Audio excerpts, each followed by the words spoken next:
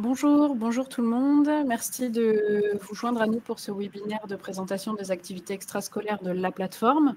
On va vous présenter durant une petite demi-heure, en présence de l'équipe de la plateforme, l'ensemble des activités qu'on propose au jeune public. Et je vais commencer juste par vous présenter un peu la plateforme. Alors... Donc la plateforme, pour ceux qui ne connaissent pas, c'est une grande école du numérique pour tous qui a été fondée en 2019 à Marseille et qui est aujourd'hui présente dans plusieurs villes de France. Notre activité extrascolaire est plutôt concentrée à Marseille et un peu à Lille, on vous en parlera tout à l'heure. La plateforme, du coup, forme au métier du numérique à travers des cursus très diversifiés, donc principalement des bachelors et des masters sur des sujets divers, donc la cybersécurité, le développement logiciel, l'intelligence artificielle, aussi tout ce qui est dispositif immersif et DPO, par exemple. Et ensuite, propose aussi des formations post-graduate, donc post-diplôme, plutôt autour des sujets d'innovation et des formations courtes professionnelles aux actifs. Donc aujourd'hui, la plateforme est installée au hangar à Sucre pour les Marseillais, donc c'est ex-Doc des Suds. Et on se dirige vers la construction d'un campus numérique à Marseille qui ouvrira en 2027 pour accueillir plus de 3000 étudiants. Et donc, ce sera vraiment un campus de 25 000 m² qui sera dédié à la formation, comme ce qui est notre cœur de métier aujourd'hui, mais aussi à l'entrepreneuriat et à la culture. Et donc, ce sera un lieu ouvert pour les Marseillais également, avec des Fab Labs, des services d'aide à la création d'entreprises, des incubateurs de projets et aussi une offre culturelle à travers des cinémas, des salles de concert, etc. Donc, on espère recevoir les Marseillais dès 2027 sur ce campus. Aujourd'hui, on est donc en présence de l'équipe extrascolaire, une partie, parce qu'on est beaucoup plus, mais une partie de l'équipe extrascolaire de la plateforme. Depuis 2024, on a lancé des activités qui sont dédiées aux 12-18 ans, donc sous format soit d'ateliers, de stages de vacances et aussi un peu d'activités hors les murs. Donc aujourd'hui, on va vous présenter un peu tout ce qu'on fait pour que vous soyez un peu plus au fait de toutes les activités auxquelles vos enfants peuvent participer. Les premiers projets extrascolaires ont été lancés en juillet 2024 et donc c'est déjà plus de 1000 jeunes qui ont participé à nos activités sur les différents projets que l'on va vous présenter. Donc, parmi les grands projets de la plateforme, il y a Tumo, que certains d'entre vous connaissent déjà peut-être, qui est un centre de création numérique ouvert tout au long de l'année, destiné aux jeunes de 12 à 18 ans, pour apprendre à créer dans 8 domaines spécifiques. Et Raphaël et Tumo, tout à l'heure, vous en parleront un peu plus en détail. On a aussi un autre projet qui est un projet de 2 jours, un programme plutôt de vacances pour les jeunes là un peu plus âgés, 14-18 ans, en phase d'orientation où on va aborder les questions de numérique responsable, d'équilibre numérique et de cybersécurité et protection des données en ligne sous un format ludique de 2 jours. Et on propose aussi de plus en plus des stages vacances d'initiation au numérique qu'on a lancé cet été, qui ont un grand succès et donc on va sûrement aussi continuer à déployer dans les prochaines vacances. Voilà pour l'ensemble de nos programmes extrascolaires. On va maintenant vous présenter, donc chaque membre de l'équipe va vous présenter les projets spécifiques. Et si vous avez des questions, n'hésitez pas à les poser dans le chat. On a Tiffany qui fait partie de l'équipe qui pourra répondre soit directement à vos questions par écrit, ou sinon, à la fin de ce webinaire, on prendra vos questions, on y répondra question par question. Donc, je vais déjà passer la parole à Inès qui va nous parler du projet Cyberpark.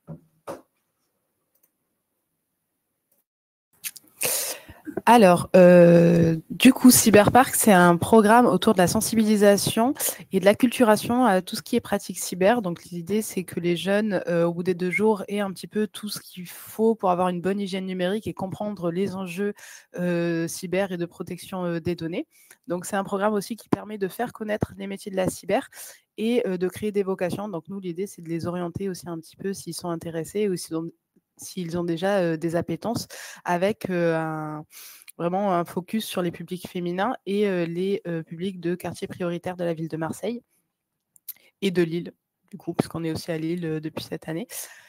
Le programme, alors si on peut passer la slide, merci. Le programme est 100% gratuit et il est présent du coup à Marseille et à Lille.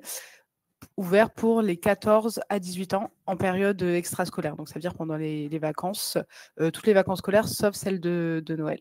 Donc là, les prochaines, ce sera pour tout ça.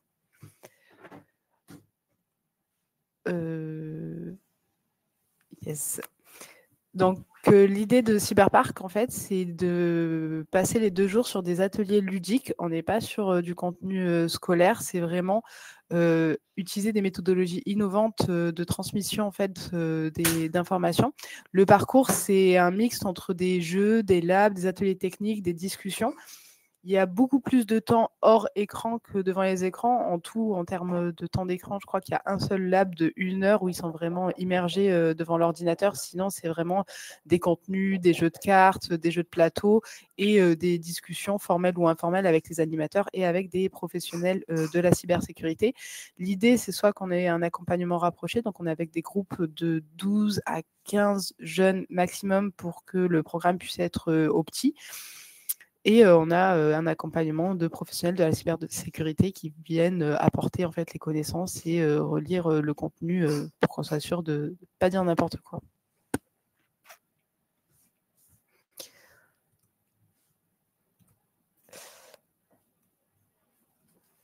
Yes. Du coup, donc les objectifs, comme je l'ai dit, c'est vraiment acculturer et sensibiliser les jeunes aux pratiques saines du numérique pour faire en sorte qu'ils soient déjà en capacité de se protéger eux-mêmes, mais aussi en capacité d'être des ambassadeurs en fait, de la protection numérique auprès de leurs amis, de leurs proches, de leur famille. Aussi, un des objectifs, donc, c'est la découverte des métiers de la cyber, donc créer des vocations chez les jeunes, les orienter vers ce qui peut les intéresser, essayer d'éveiller ça chez les jeunes filles. Ça suit un petit peu un cursus de création de vocations techniques et scientifiques auprès de public féminin et aussi les accompagner dans des choix d'orientation et de formation pour la suite.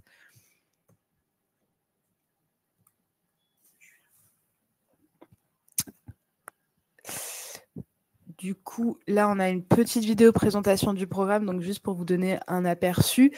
Le programme, c'est 2 jours avec 7 modules pédagogiques, donc 7 activités différentes sur à peu près 10 heures de contenu créé par nous. Et comme j'ai dit, 12 à 15 jeunes par session. Donc, on va lancer la vidéo.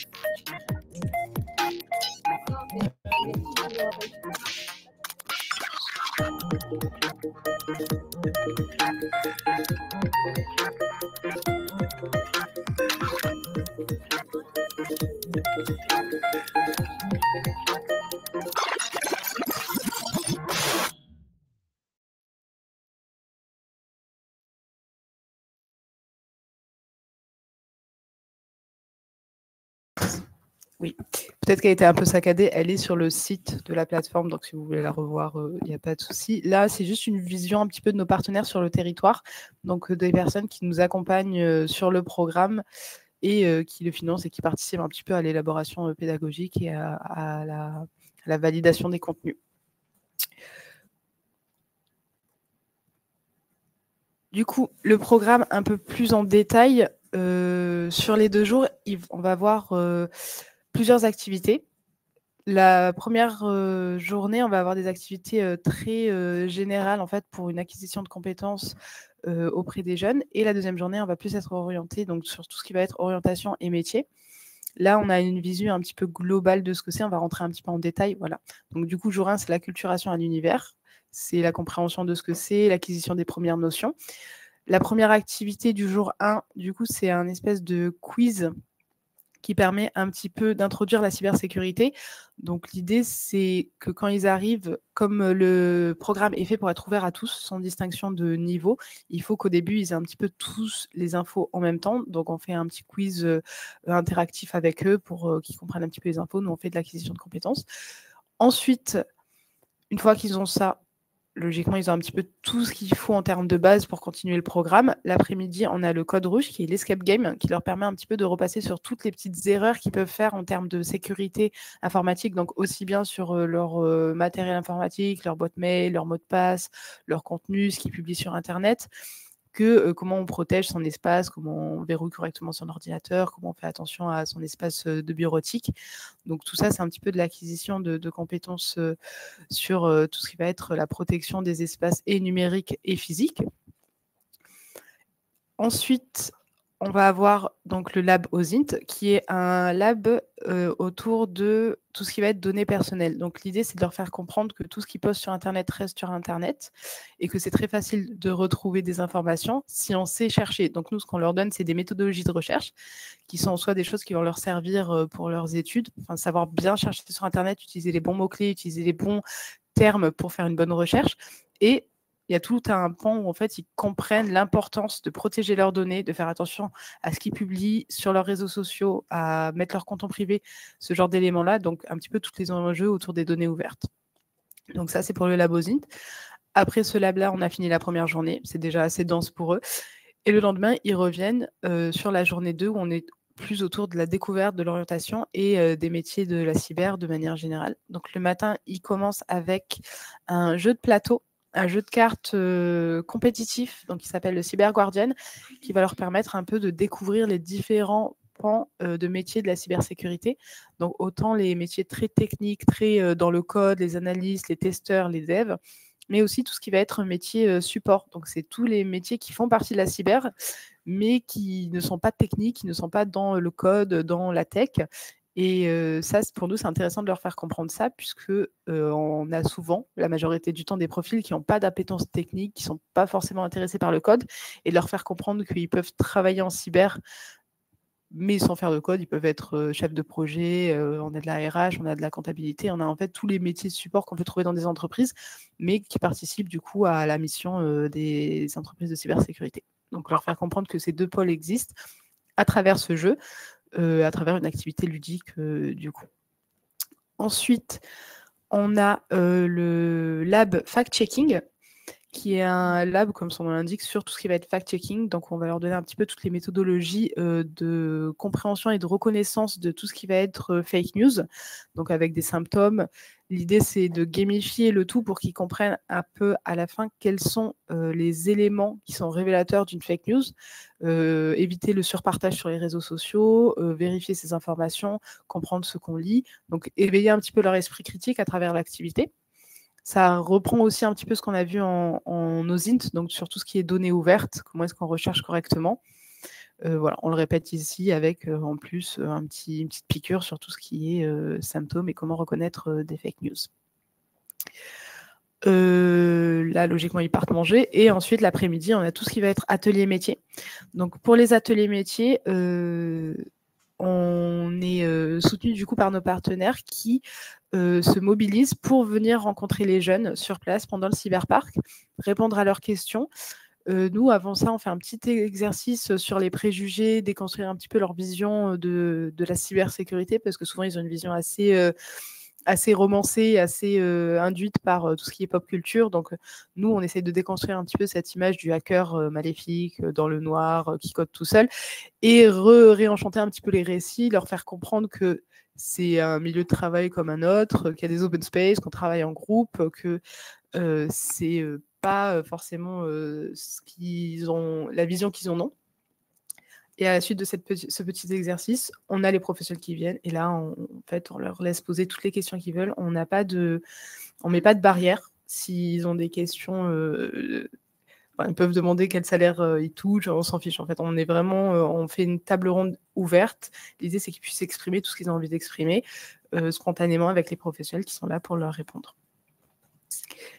Et c'est tout pour la deuxième journée. Et on termine du coup sur un petit caout. Donc, qui est un exercice qu'en général, ils connaissent déjà parce que c'est déjà assez utilisé dans le cadre scolaire.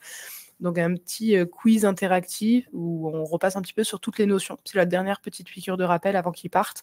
Donc, ils ont une vingtaine de questions qui reprend tout ce qu'ils ont vu dans toutes les activités. On revient sur les mots-clés, on revient sur les définitions, on revient sur les bonnes pratiques. Et logiquement, s'ils ont bien suivi les 2 jours, ils s'en sortent très bien. Et nous, on est prêts à les laisser rentrer chez eux avec tout ce qu'ils ont appris pendant les 2 jours de cyberparc.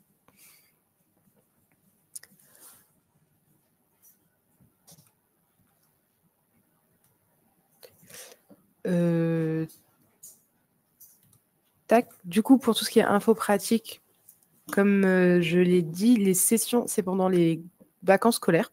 Donc, sur Marseille, les prochaines sessions, on est sur les vacances d'octobre. On est quasiment plein, sauf pour la session du 21-22, où si vous êtes intéressé, je vous conseille de vous inscrire sur celle-là. Donc, il y a encore pas mal de places. Et on a ouvert aussi sur l'île donc depuis les vacances dernières. Et en octobre, on a trois sessions sur l'île qui sont prévues. Puis pour la suite, on aura les vacances d'hiver, de printemps, juillet, août. Il n'y a pas les dates précises, mais partez du principe que c'est le lundi, mardi ou le jeudi, vendredi pendant les vacances scolaires. Il y a 2 sessions par semaine, donc 4 sessions en tout sur les 2 semaines de vacances, plus pour les grandes vacances d'été. Pour s'inscrire, vous pouvez passer par le site de la plateforme. Alors juste avant, non, on peut revenir sur la slide d'avant, juste une minute. Donc pour les Marseillais, le lieu, c'est le cybercampus, le campus cyber, pardon, qui se trouve du coup à la Tour Mirabeau, donc boulevard Euroméditerranée. C'est à la fin du tram, c'est là où il y a les 2 grandes tours marseillaises. C'est assez facile à trouver. On a des locaux en partenariat avec Campus Cyber qui sont super. Et on est juste à côté d'entreprises de cybersécurité. Donc pour eux, c'est vraiment très cool d'avoir cette immersion dans des locaux de cyber et de pouvoir un petit peu découvrir ça grâce au programme. Pour Lille, je ne sais pas si on a une slide pour Lille. Mais pour les Lillois, on est du coup dans les locaux boulangers du centre-ville, donc à côté de Opéra. Pareil, toutes les informations sont sur le site. Donc voilà, vous pourrez tout retrouver depuis j'ai oublié le mot, le formulaire d'inscription. Donc pour vous inscrire, vous pouvez passer par le site, vous pouvez flasher le QR code et vous aurez tout dessus. Une fois que vous êtes inscrit, nous, on considère ça comme une préinscription. Et si on a de la place, si on arrive à placer les jeunes, on vous envoie un mail de confirmation. Il faudra juste, en amont, je vous préviens, prévoir... il y a une autorisation parentale à signer. Donc ça se fait directement sur le formulaire. Et il faut prévoir une attestation de... sécurité civile, enfin l'attestation d'assurance en fait. En général, l'attestation scolaire suffit. Donc voilà, il faut juste prévoir le document. Et une fois que vous avez tout ça, l'inscription, ça prend quelques minutes, c'est pas très compliqué. Voilà pour Cyberpark. Merci Inès. Merci Inès pour cette présentation. Je vais passer du coup la parole à Thomas qui va nous présenter les stages de vacances. Bonjour à tous. Oui, du coup, avec Raphaël, on va vous présenter donc un peu la partie Toumo, le centre Toumo Marseille. Et je vais commencer par les stages de vacances. Donc, il faut savoir que l'équipe Toumo, c'est donc 4 animateurs qui sont des accompagnants pédagogiques et 6 chefs d'atelier qui sont chacun spécialisés dans des domaines spécifiques liés aux technologies et à la créativité, donc création numérique. On organise du coup en parallèle de Cyberpark des ateliers ou des stages pendant les vacances. Donc là, par exemple, on en organise pour les vacances d'automne, mais on a été un peu victime de notre succès et tous les ateliers sont complets malheureusement. Mais il y aura d'autres sessions du coup pendant les vacances d'hiver, en février, aussi au printemps.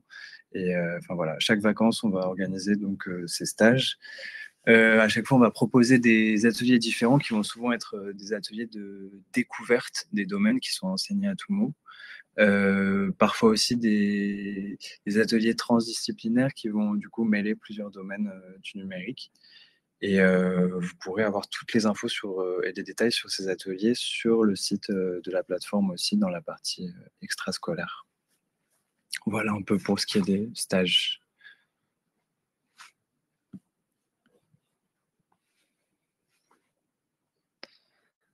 Alors, Merci du coup, Thomas. Et du coup, on enchaîne sur Toumo. ouais. En fait, tout ça est un peu lié puisque c'est la même équipe qui s'occupe du centre Toumo Marseille, qui s'occupe de tout ce qui est activité extrascolaire pendant les vacances. Donc voilà, on voulait vous présenter un petit peu ce que c'est que Toumo Marseille. Donc c'est un centre de création numérique gratuit qui est hébergé donc par la plateforme. Donc voilà, c'est un centre qui est destiné à un public âgé de 12 à 18 ans. Il n'y a aucune sélection à l'entrée, c'est vraiment juste sur liste d'attente et c'est gratuit et les sessions sont le mercredi donc, et le samedi. C'est des sessions de 3 heures par semaine. Donc il y a 8 domaines qui sont enseignés à Tumo. Je veux bien qu'on passe à la slide suivante. Les 8 domaines, c'est la modélisation 3D, la musique, le jeu vidéo, donc la création de jeux vidéo, le dessin, la robotique, le cinéma, la programmation et le design graphique. Donc, fait dire qu'il y a plusieurs niveaux, il n'y a pas du tout besoin d'avoir des bases ou des connaissances prérequises pour apprendre ces domaines. On arrive à Tumo et on peut commencer de zéro en fait et apprendre donc ces domaines petit à petit. Je vais laisser la parole à Raphaël qui me présente. Donc, bonjour tout le monde, moi c'est Raphaël, je fais partie aussi de l'équipe Tumo. Donc moi je vais vous parler un peu plus de justement la pédagogie de Tumo et comment se construit le parcours de Tumo. Donc il est principalement constitué en 3 étapes, les activités d'auto-formation, les labs et les master labs. Et donc, ça, c'est vraiment le cœur du parcours de Tumo, mais il commence avant par une période d'onboarding pendant 1 mois qui permet de comprendre comment fonctionne notre pédagogie et d'accueillir correctement nos nouveaux participants ou participantes. Et justement, à l'issue de cet onboarding, on va passer à l'auto-formation. Donc, l'auto-formation, c'est une partie du parcours où les participants ou participantes vont être plutôt en autonomie pour avancer sur des activités sur une plateforme en ligne de Tumo. En fait, il y a des activités pour tous les domaines. Donc, en auto-formation, on a accès à 8 domaines, mais on va devoir choisir 3 domaines qui nous intéressent particulièrement et dans lesquels on a envie de progresser, de se concentrer.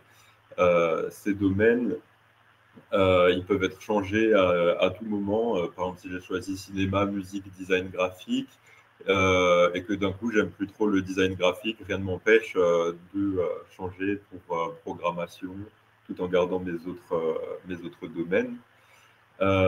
Donc, l'auto-formation est très liée au lab. En fait, elle permet justement de faire des activités qui vont permettre d'apprendre des prérequis pour pouvoir accéder au lab. Donc, ça permet d'avoir les bases pour évoluer dans le parcours. Comme Thomas l'a dit, le but, c'est que, par exemple, quelqu'un qui n'a jamais fait de musique, il puisse avancer dans le parcours sans difficulté grâce aux activités et pouvoir accéder plus tard aux ateliers, donc au lab, en ayant toutes les bases requises pour commencer. Et donc, cette période d'auto-formation, elle est accompagnée par les coachs. Donc, je disais justement que c'est plutôt en autonomie, mais dans l'espace dans lequel ils sont en autonomie, il y aura des coachs qui jouent vraiment un rôle d'accompagnement au quotidien. Et en fait, coach, c'est vraiment le mot, parce qu'on est là pour motiver les jeunes à avancer, pour connaître ce que sont leurs objectifs. On a des outils pour suivre comment ils avancent, leur rythme, etc. Le but, c'est pas de leur mettre la pression ou quoi que ce soit, mais justement de les aider à avancer de manière bienveillante et en identifiant justement les points sur lesquels on peut travailler avec eux. Donc voilà, on peut passer à la slide suivante. Et donc, comme je le disais, l'auto-formation et les activités d'auto-formation, elles permettent d'accéder au lab. Donc, comme je le disais, par exemple, si je veux participer, les activités d'auto-formation sont un prérequis pour participer au lab. Et le lab, c'est vraiment le cœur du parcours de Tumo, où en fait, on va être avec un professionnel du domaine pendant 5 semaines et sur un atelier intensif lié au domaine. Donc là, par exemple, on voit une image du lab de robotique. Donc, par exemple, le niveau 1 en robotique, le but du lab, c'est de créer une petite voiture avec un Arduino qui est capable de suivre une ligne noire.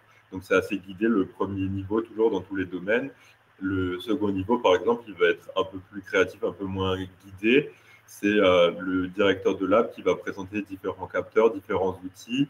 Et c'est à l'étudiant ou à l'étudiante d'imaginer avec les capteurs et les outils quel projet de robotique il pourrait créer. Par exemple, je sais pas, j'ai envie de faire un robot qui arrose ma plante quand la terre est sèche. C'est quelque chose qu'on peut faire dans le niveau 2 du lab de robotique. Et voilà. Et donc, tous ces savoirs, en fait, ça évolue à chaque fois sur plusieurs niveaux. Donc, si je veux accéder au niveau 1 de robotique, par exemple, vu que je parlais de robotique, je vais devoir faire les 3 activités prérequises de robotique en auto-formation. À l'issue de ce lab, je vais débloquer les activités de niveau 2, pouvoir les faire pour participer au lab de niveau 2. Ou alors, si j'ai envie pendant un temps de découvrir un autre domaine, je peux me lancer sur un autre domaine, etc. Donc, les labs, ils sont encadrés par les workshop leaders. Donc, c'est ce que je disais, les directeurs de lab en français. Et c'est des experts dans leur domaine, donc qui sont tous professionnels depuis plusieurs années et qui vont vraiment transmettre dans une optique de projet des savoirs aux participants. Et en fait, à chaque fois qu'on va participer à un lab, le but à la fin, c'est d'avoir créé quelque chose de concret qui va pouvoir aller alimenter un portfolio qu'on a automatiquement quand on s'inscrit à TUMO et qui permet ensuite de montrer des compétences réelles qu'on a acquis en participant à TUMO. Et donc, le troisième grand point du parcours de TUMO, ce sont les Master Labs. Donc, c'est des ateliers intensifs plutôt pendant les vacances scolaires qui durent plusieurs jours d'affilée, qui sont menés par des spécialistes reconnus, soit localement, soit internationalement, dans certains domaines qui ne sont pas forcément les domaines de TUMO, qui sont parfois des domaines transdisciplinaires, où, par exemple, à TUMO Marseille, on a cinéma, mais on pourrait très bien accueillir un Master Lab de photographie avec un ou une photographe connue, etc. Les prérequis pour participer au Master Lab, ce sont d'avoir fait un certain nombre de labs, vu que c'est vraiment des ateliers plus approfondis et intensifs. Et voilà, on peut continuer. Donc là, on a quelques images justement des labs et de l'auto-formation. Ok. Ouais. Donc voilà, on peut voir un peu, ça c'était donc nos anciens espaces. Et désormais, on va, avec le reste de la plateforme, s'installer au hangar à sucre, donc anciennement les Docks des Suds, à partir de novembre. À côté du parcours, on a aussi régulièrement des événements, donc la Parents Week, donc un événement où les familles peuvent découvrir les créations de leurs enfants et constater leur progrès. Donc on peut inviter les parents à venir justement découvrir ce que font leurs enfants à TUMO. On n'en a pas encore mené depuis le début de TUMO Marseille. On a mené par contre beaucoup de journées portes ouvertes, qui permettent pareil de voir, d'explorer les locaux et de voir un peu plus amplement ce qu'on fait à TUMO. On a aussi les school visites, qui sont des ateliers de découverte de 2 heures, qui sont dans un domaine préalablement choisi, qu'on peut réaliser au sein d'écoles qui accueillent TUMO ou de manière interne chez nous. Et voilà, et donc c'est vraiment des ateliers qui permettent de découvrir un domaine de Tumo lié à notre programme. Et voilà, on peut passer à la slide suivante.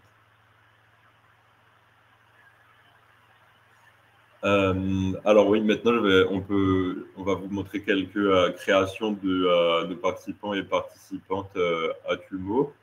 Donc en haut à gauche, on peut voir un projet de 3D. Donc Tatef qui a fait un super, je ne sais plus comment il s'appelle, j'ai oublié, mais en 3D. C'est Bilbo? Non, c'est pas Bilbo. Non, C'est Dobby. Ah oui, Dobby, pardon. Voilà, donc à côté, on peut aussi voir un personnage de dessin animé fait en 3D, une affiche faite en design graphique. En bas à droite, c'est aussi deux projets de design graphique. En haut à droite, c'est un level design, donc fait en développement de jeux vidéo. Et en bas à gauche, on peut aussi voir un petit jeu vidéo fait sur Scratch.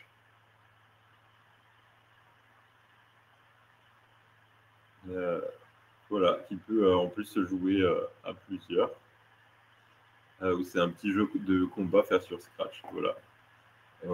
On peut passer à la slide suivante. On a encore un peu d'autres projets.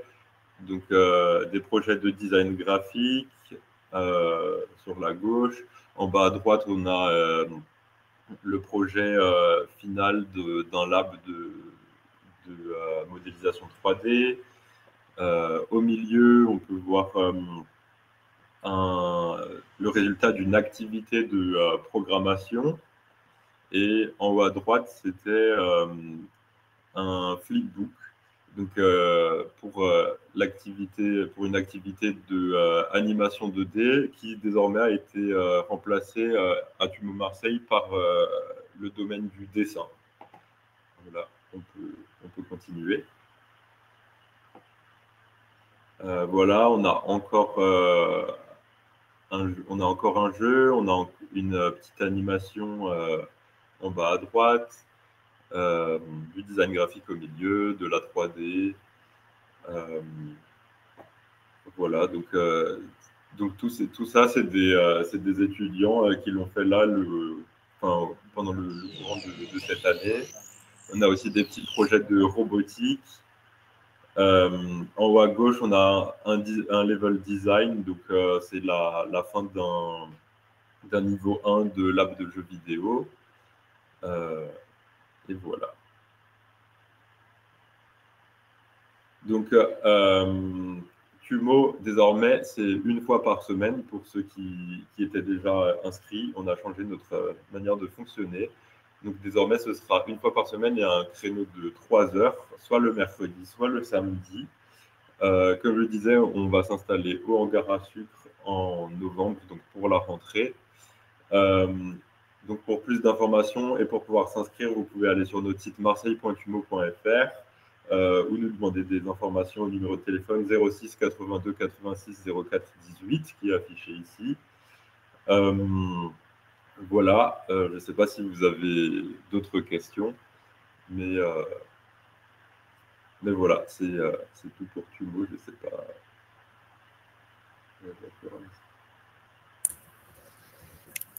Merci Raphaël, merci à toute l'équipe. On va du coup prendre vos questions. Je vois qu'il y en a eu quelques-unes.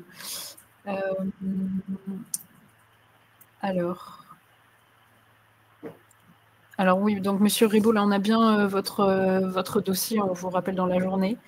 Pas d'inquiétude.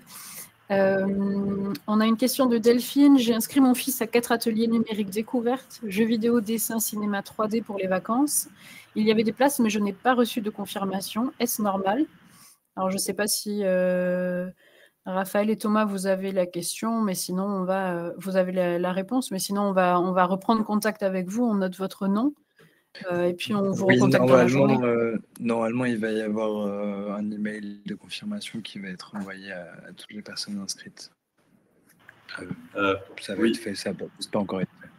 Et oui, les ateliers auront effectivement lieu au hangar à sucre, ancien Doc des Sud. Et Et voilà. Et les inscriptions ont effectivement été reçues et on va vous envoyer une confirmation, comme l'a dit Thomas, bientôt par mail.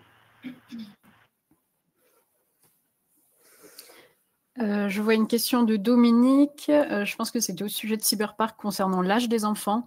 Alors effectivement, Cyberpark, il est plutôt conçu pour les 14-18 ans, puisqu'on a des questions, vous l'avez compris, d'orientation, et qu'avant 14 ans, ça commence, c'est peut-être un peu tôt. Après, si votre fils est particulièrement intéressé par le sujet, et qu'il est suffisamment dynamique et que vous pensez qu'il peut s'intégrer à un groupe de jeunes, on peut faire des exceptions, il n'y a pas de souci, on essaie aussi d'adapter au profil des jeunes. C'est juste bien avoir conscience qu'il sera peut-être du coup avec des jeunes de 18 ans, de 17 ans, voilà, donc c'est plutôt essayer d'anticiper, est-ce que selon vous, il va bien interagir avec le groupe ou non. Mais bon, on peut, je crois qu'en plus vous avez fait une demande d'inscription. Donc, bon, si votre fils, vous pensez, a le niveau et l'intérêt pour le sujet et qu'il a 13 ans, par exemple, il n'y a pas de souci, on peut tout à fait le recevoir à Cyberpark.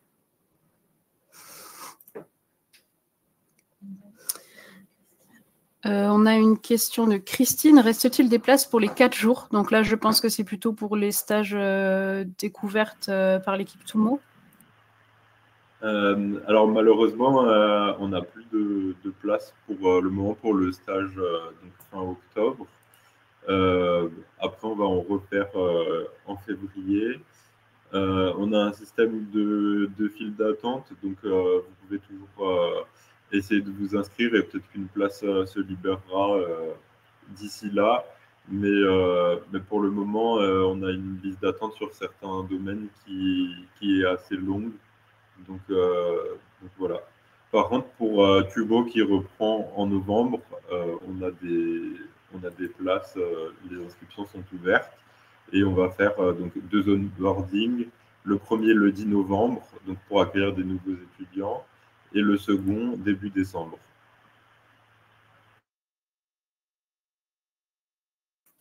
Merci Raphaël. Effectivement, il reste des places pour les rentrées de Tumo, pour les stages des prochaines vacances et aussi quelques-unes sur Cyberpark pour octobre. Donc n'hésitez pas. Est-ce qu'on a d'autres questions? Pour les stages de Toussaint, est-ce que les enfants peuvent manger sur place le midi? Alors, si ça concerne Cyberpark, la réponse est oui. Ils sont même obligatoirement avec nous pendant la pause déjeuner, puisque nos animateurs sont là du matin jusqu'à la fin de journée et on profite justement des temps informels de pause pour aussi faire des activités, discuter un peu plus en détail avec les jeunes. Donc pour Cyberpark, oui, les enfants mangent sur place, il faut venir avec un pique-nique. Et pour les activités de stage vacances, je laisse Raphaël ou Thomas vous répondre. Ouais, alors en fait, nous, les enfants, normalement, sont inscrits à la demi-journée, donc on n'a pas vraiment prévu de les garder. Après, il y aura toujours quelqu'un qui sera là, et si jamais votre enfant n'a pas pris de pique-nique ou quoi, il faudra quand même peut-être prévoir une autorisation de sortie pour qu'il aille chercher à manger ou quoi. Mais voilà, normalement, ils sont inscrits à la demi-journée, donc c'est pour ça qu'on n'a pas vraiment prévu pour le midi, mais il y aura toujours quelqu'un pour rester manger avec eux.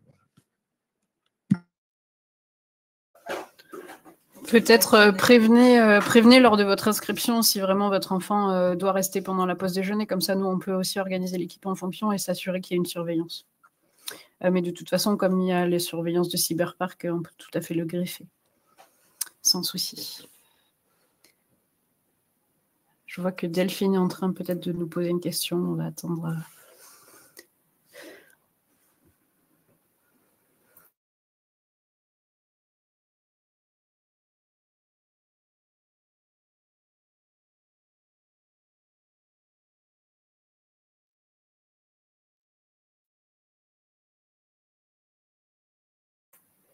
D'accord. Oui, effectivement, s'il fait les 2 ateliers le matin et l'après-midi, pas de souci, vous pouvez.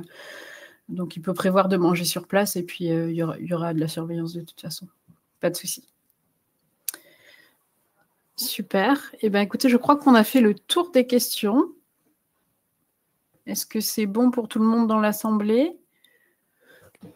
Moi, j'aimerais juste peut-être rajouter un truc par rapport au stage extrascolaire qui n'a pas été dit. Après, normalement, Robin va envoyer un email à toutes les personnes inscrites, mais il faudrait prévoir une assurance responsabilité civile pour le stage. Voilà, c'est juste un détail.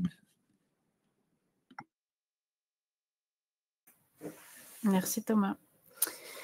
Eh bien, écoutez, si tout est bon, je crois qu'on a traité toutes les questions. On va donc se laisser là-dessus. N'hésitez pas, du coup, nous restons disponibles, toute l'équipe, pour répondre à vos questions. Donc, vous avez maintenant nos contacts mail, nos numéros de téléphone et l'adresse du site internet de la plateforme avec l'ensemble des liens qui renvoient vers toutes nos activités.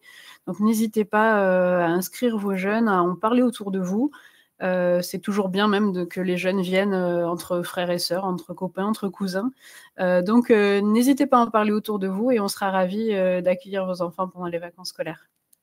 Bonne journée à tous et à bientôt. Merci, bonne journée. Merci.